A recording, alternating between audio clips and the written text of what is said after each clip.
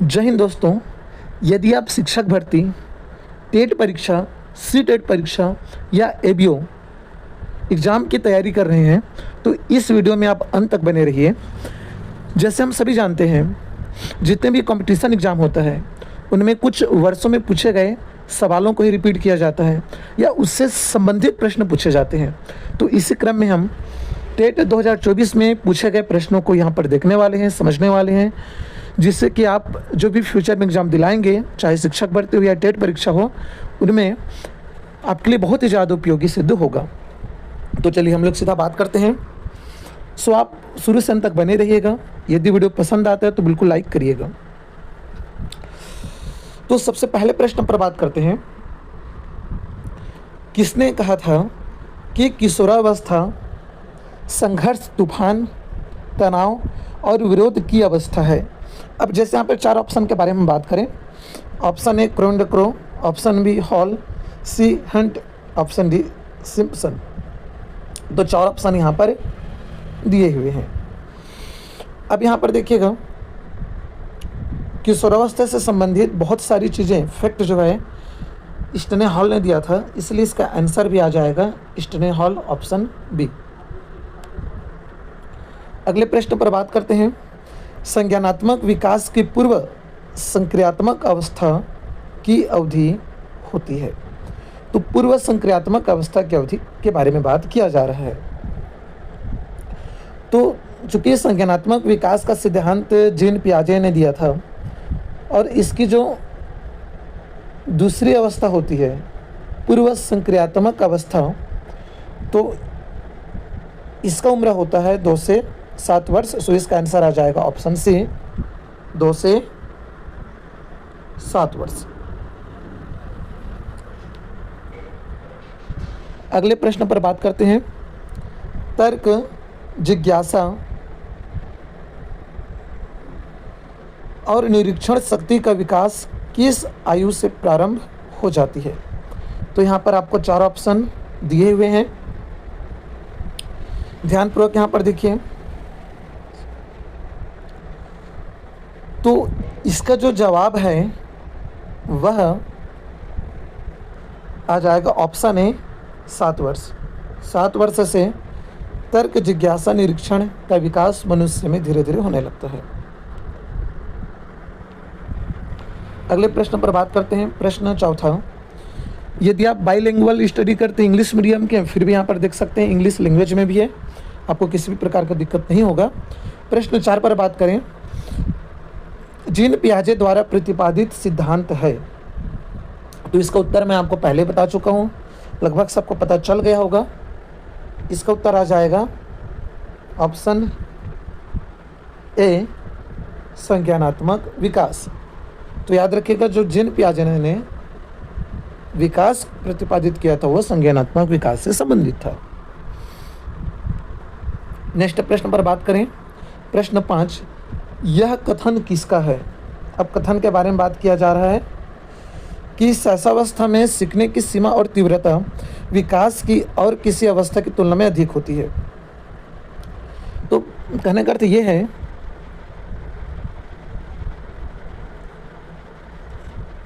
कि इस अवस्था में जो सीखने का तीव्रता विकास अधिक होता है, तो शैशवावस्था में पहली चीज़। दूसरी चीज़, इस कथन को किसने कहा था? तो देखिएगा, इस प्रश्न से 2-3 चीज़ें बन जाती। सबसे पहले, जो सीखने का विकास है वो किस अवस्था में सबसे अधिक होती है? तो शैशवावस्था में। और इस कथन को किसने दिया था? तो इसका उत्तर आ जाएगा ऑप्शन ए, वाटसन। तो जैसा देखिए, इसका उत्तर आ जाएगा वाटसन, ऑप्शन ए।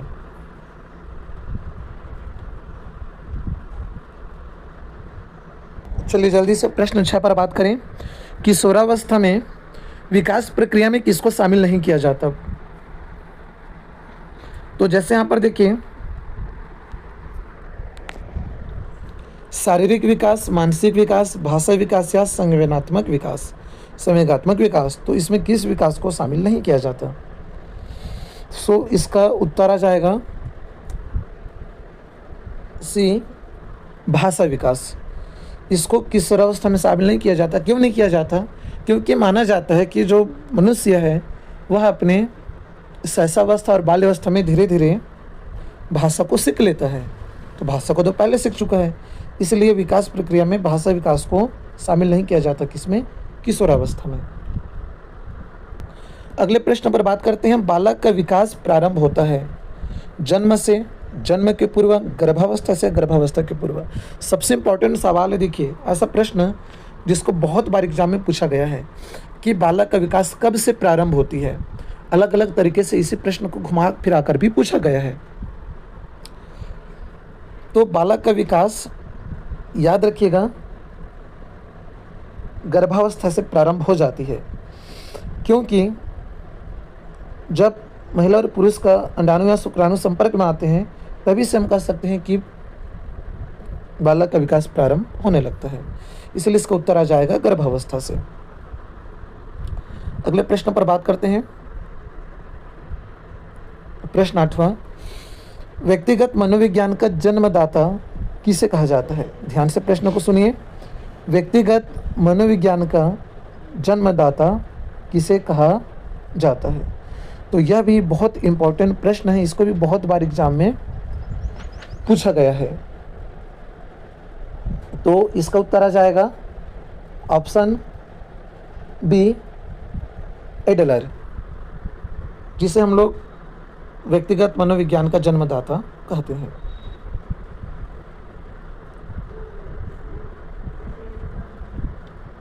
तो इंपॉर्टेंट प्रश्नों पर बात करते हैं समय को भी देखते हुए। जैसे प्रश्न देखिए, सामाजिक तत्व में शामिल है लेकिन इनमें से कौन सा शामिल नहीं है? प्रश्न को भी आपको ध्यान से समझना है। इनमें से कौन सा सामाजिक तत्व में शामिल नहीं है? तो ध्यानपूर्वक देखिए, बहुत आसान सा सवाल है यह, बहुत आराम से आप बना लेंगे। जैसे पारिवारिक संबंध देखें, नेबरहुड देखें, लोगों का व्यवहार देखें, तो सब सामाजिक तत्व में आते हैं। इसलिए इसका उत्तर आ जाएगा जन्म क्रम या सामाजिक तत्व में शामिल नहीं है। अगले प्रश्न पर बात करते हैं। प्रश्न 12, ये भी बहुत इंपॉर्टेंट है। संवेदी क्रियात्मक खेल किस अवधि का है? जो संवेदी संक्रियात्मक खेल है उसे किस अवधि का माना जाता है? तो इसका उत्तर आ जाएगा शैशव काल का। चलिए एक और इंपॉर्टेंट सवाल पर बात करते हैं। शारीरिक वृद्धि पर प्रभाव डालने वाला कौन सी ग्रंथि है? तो ये भी बहुत इंपॉर्टेंट सवाल है कि शारीरिक वृद्धि पर प्रभाव डालने वाली ग्रंथि कौन सी है? तो याद रखिएगा, जो पिट्यूटरी ग्रंथि है यह मानव शरीर के मांसपेशी या कह सकते हैं हड्डी के वृद्धि के लिए बहुत ही आवश्यक होती है। सो इसका आंसर आ जाएगा ऑप्शन डी। तो इंपॉर्टेंट प्रश्नों को लेते हैं समय को देखते हुए। जैसे पुनः देखिए, जीन पियाजे से संबंधित एक और प्रश्न पूछा गया है। तो कभी कभार क्या होता है, कुछ ऐसे साल होते हैं जिनमें कुछ वैज्ञानिक को ज़्यादा फोकस किया जाता है। जैसे क्रोवेंडिक्रो हो गया, जीन पियाजे हो गया, स्निकर हो गया। चलिए, तो इस सवाल को आप ध्यानपूर्वक देखिए और इसका उत्तर आप स्वयं ढूंढने का प्रयास करिएगा। बहुत आसान सा प्रश्न था ये। अब देखिए, पुनः फिर से हम उसी पर आ गए कि बच्चे सक्रिय रूप से, प्रश्न 16, दुनिया के बारे में अपनी समझ का निर्माण करते हैं। यह कथन किसके द्वारा कहा गया था? अब आप सोचिए, ज़्यादातर प्रश्नों में जीन पियाजे आ रहा था, बार बार आ रहा था। क्या यह प्रश्न भी जीन पियाजे से संबंधित है? तो बिल्कुल यह प्रश्न भी जीन पियाजे से ही संबंधित है। जीन पियाजे का संज्ञानात्मक विकास से संबंधित है। सो यह कथन जीन पियाजे द्वारा दिया गया था। सो इसका आंसर आ जाएगा ऑप्शन सी। नेक्स्ट जैसे देखते हैं कि निम्नलिखित में से कौन सा संज्ञान का घटक नहीं है? अब सोचिए, यह प्रश्न भी जीन पियाजे के संज्ञानात्मक विकास से ही संबंधित है। अब इस प्रश्न को देखें कि निम्नलिखित में से कौन सा संज्ञान का घटक नहीं है। तो ध्यान दीजिएगा, विचार, ध्यान, धारणा, ये सब जो है संज्ञान से संबंधित होते हैं। तो कौन से इसका उत्तर आ जाएगा? ऑप्शन ए, भावनाएं से संबंधित। अगले प्रश्न पर बात करते हैं। किशोरावस्था किस काल को कहा जाता है? सबसे इंपॉर्टेंट सवाल है, बहुत सरल सा प्रश्न है, बहुत आराम से आप इसका उत्तर दे देंगे, हमें उम्मीद है। चलिए अब ध्यान दीजिएगा, यहाँ पर एक छोटा सा मिस्टेक भी रहा सवाल में। सबसे पहले किशोरावस्था 11 से 19 साल को कहा जाएगा इस ऑप्शन के अनुसार, लेकिन याद रखिएगा, वास्तविक रूप से 12 से 18 साल को किशोरावस्था कहा जाता है, परंतु प्रश्न में 11 से 19 दिया, नज़दीकी है, सो हम लोग इसका उत्तर भी 11 से 19 लेकर चलेंगे। नज़दीकी को मानकर चलते हैं, आप इसको भी ध्यान दीजिएगा। अगले प्रश्न पर बात करते हैं। सबसे इंपॉर्टेंट सवाल, मनुष्य में विकास होता है। अब ध्यान दीजिएगा, कब तक मनुष्य में विकास होता है। ज़्यादातर लोग बोलेंगे किशोरावस्था के अंत तक, बचपन के अंत तक, वयस्क की शुरुआत तक, लेकिन वास्तव में मनुष्य में विकास जीवन भर होता है। यदि शारीरिक विकास के बारे में बोला जाता, लंबाई इत्यादि के बारे में, तब इसका उत्तर चेंज होता, परंतु सामान्य विकास कहा जा रहा है तो इसका उत्तर आ जाएगा ऑप्शन डी, जीवन भर। जी हाँ, अब हम बात करते हैं सबसे इम्पोर्टेंट सवाल, एक ऐसा प्रश्न जो अपने आप में 4 से 5 प्रश्नों को समेटा हुआ है।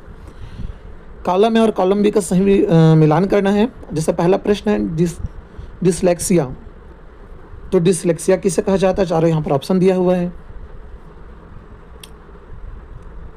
अब चूंकि कुछ से संबंधित सवाल है तो याद रखिएगा डिसलेक्सिया ऑप्शन 1 आ जाएगा, भाषा की कठिनाई स्टडी करने में, ठीक है, रीडिंग एंड लैंग्वेज से संबंधित भाषा की कठिनाई। दूसरा देखते हैं डिसग्राफिया, तो ये आपका जाएगा लेखन कौशल में कठिनाई। डिसकैलकुलिया, तो समझ में आ जा रहा है, कैलकुलेटर कहा जा रहा है, अर्थात अंक गणितीय कौशल में कठिनाई। उसके पश्चात डिसर्थ्रिया, तो कौन सा ऑप्शन बच गया, लास्ट देख लीजिए, बोलने की क्षमता में कठिनाई। सो इसका उत्तर आ जाएगा ऑप्शन सी, पहला का 1, दूसरा का 3, तीसरा का 2 और चौथा का डी। अगले सवाल पर बात करते हैं। रचनात्मक आमतौर पर किससे संबंधित होता है, नकल करना, मॉडलिंग करना, अभिसारी चिंतन या अपसारी चिंतन। तो जरूरी नहीं कि आप